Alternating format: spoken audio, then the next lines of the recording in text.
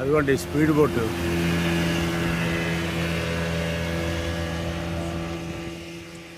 ఇదివరకు ఎప్పుడో నేను కేరళలో మా బ్యాంకులో ఆడిట్ చేసిన కేరళలో మొన్నార టైప్ తిరిగి చూసాను స్పీడ్ బోట్లు.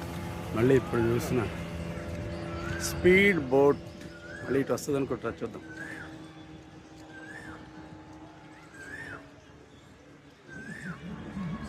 గతంలో ఒక వీడియో చేశాను దీని మీద, ఇప్పుడు సరదాగా షార్ట్ చేసి చూపిందామని. ఆ బ్రిడ్జ్ ఉంది కదా, వస్తుంది మళ్ళీ అది.